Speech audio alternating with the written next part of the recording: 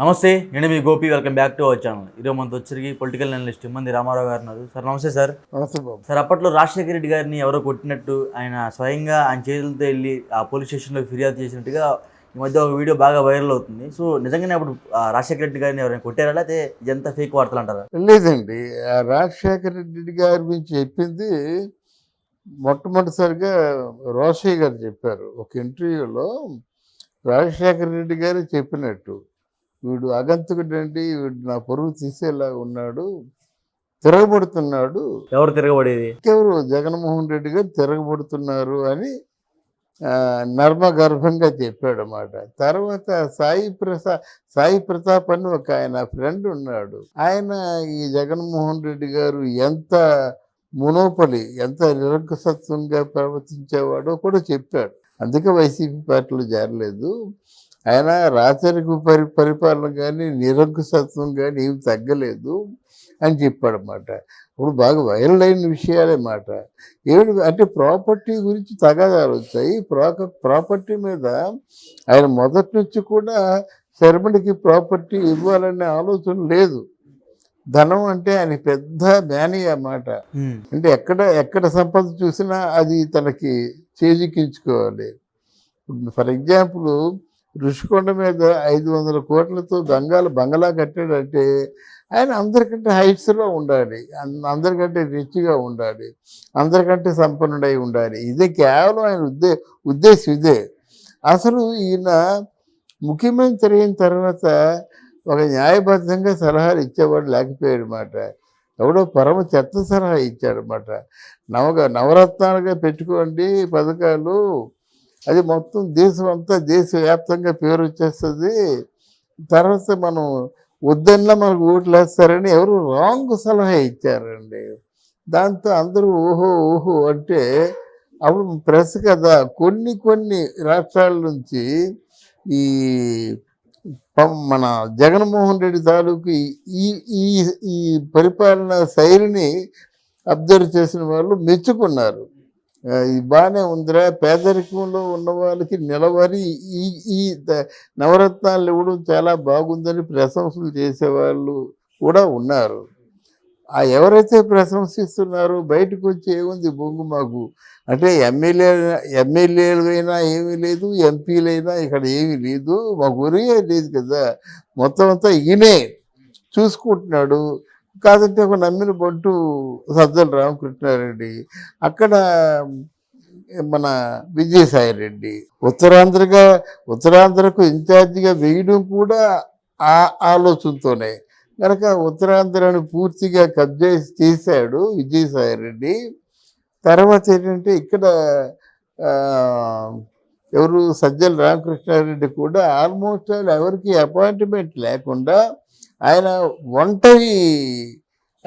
ఏమంటారు దాన్ని, ఒంటరి వాడే, అన్నీ తానై ఒంటరి పోరాటం కాదు, ఏం పోరాటం, అంత దరిద్రని పోరాటం కానీ ఇటు అన్నీ తానై అంటే సకల శాఖ మంత్రి అంటారు కదా, అలా నిర్వహించాడనమాట.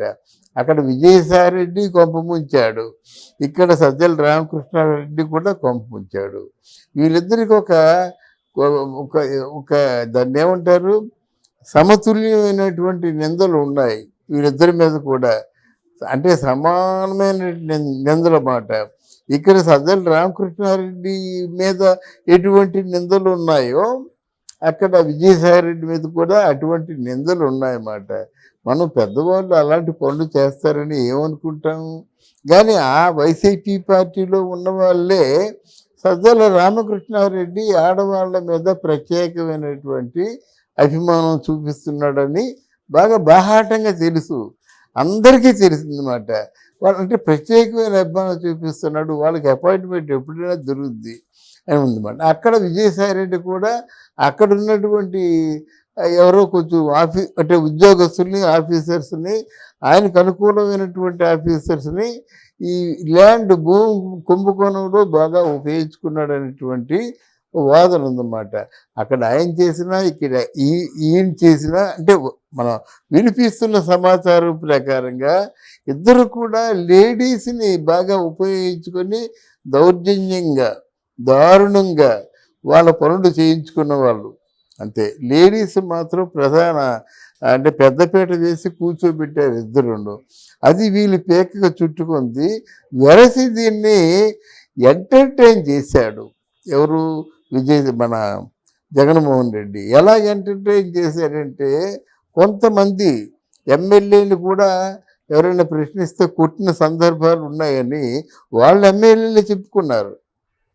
కొట్టమైపోయినంతే. ఇక్కడ వాళ్ళ నాన్నగారు కొట్టమే కాదు, ఎమ్మెల్యేలు కూడా వాళ్ళ మాటకి ఎదురు వచ్చినట్టయితే కొట్టిన సందర్భాలు ఉన్నాయి. ఎవరు? జగన్మోహన్ రెడ్డి. అందువల్ల ఆయనకు అడ్డొచ్చే వాళ్ళందరినీ కొట్టడం, ఇంకేదో చేయడం చేస్తూనే ఉన్నాడు. ఆయన పాపం పండింది. ఇప్పుడు తప్పించుకోలేని నేరాలు చేశారు కాబట్టి ఆయన చేసినవన్నీ బయటకు వస్తాయి.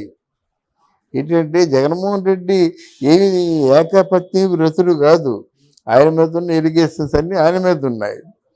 విజయసాయిరెడ్డి మీద ఉన్న ఎలిగేషన్స్ విజయసాయిరెడ్డి మీద ఉన్నాయి. జగన్ ఏకపత్ని వాడుతురే కదా సార్. ఏకపత్ని వ్రతుడని ఆయన చెప్పుకుంటాడు, అంతేగాని జనం చెప్పుకోవాలి కదా. ఇప్పుడు ఆయన మూలంగా బాధపడిన వాళ్ళు చెప్పుకోవాలి కదా. అసలు బాధ చెప్పుకోవాలంటే ఎవరు అపాయింట్మెంట్ ఇచ్చేది? ఎవరు అన్ని చూసేది? పెద్దలు రామకృష్ణారెడ్డి కదా. మీడియా ఏమో ఆయన కొడుకు భార్గవరెడ్డి మీడియా చూసుకుంటున్నాడు. వాళ్ళు ఏమి రాయాలంటే వాళ్ళ నాన్న ఏం చెప్తే అదే మీడియాలో పెట్టిస్తాడు. ఆరన్న మానిటరింగ్ చేస్తాడనమాట. అప్పుడు మరి ఈరోజు ఈ చేసుకున్న పాపాలన్నీ ముగ్గురు నిర్వాహకం వల్ల ఆంధ్రప్రదేశ్లో జరిగిన పాపాలకి ఈరోజు శిక్షలు విధించబడతాయి. అది ఏదో కుట్ర కుతంత్రాలు కక్షలతో కార్పణ్యాలతో కాదు. వాళ్ళు నేరం చేశారు. లక్షల కోట్ల తాలూకు స్కాములు కుంభకోణాల్లో ఇరుక్కున్నారు. రాజశేఖర రెడ్డిని అని రాజశేఖర రెడ్డి వాళ్ళ ప్రత్యర్థి ఎవరో వాళ్ళిద్దరు కొట్టుకున్నారు. అదేవిధంగా గన్నులతో కూడా పేల్చుకున్నట్టుగా ఆ స్టేషన్ రాశారంట ఆ రోజు. సో ఇది కూడా నిజమేనా మరి? గన్నులతో మ్యాన్ హ్యాండింగ్ మాత్రం నాకు తెలుసు. గన్నుల సమాచారం నాకు రాలేదు. కానీ ఆయన బాగా నిరంకుశత్వం. ఆయనకి ఎదురుగా ఎవరు మాట్లాడుకోకూడదు. ఆయనకంటే మంచి లీడర్ అనిపించుకోకూడదు. ఆయన ఆడింది ఆట, పాడింది పాట. అలా చేసిన ఈ ముగ్గురు నలుగురే అతన్ని ముంచేస్తారు. ఒకడు కాబట్టి ఒకడు కూడా ఆయనకి ఎదురెళ్ళి చెప్పలేదు. నాకు ఎలాంటి ఆలోచన ఉందంటే సంతానంటే తాను అనేవాళ్ళు ఉన్నారు. కానీ అయ్యో మనం దెబ్బ తింటామంటే ఇలాగ వెళ్తే అని చెప్పేవాళ్ళు ఎవరు లేక ఈరోజు ఏమైపోయారు? అట్టర్ ఫ్లాప్ అయిపోయారు కదా.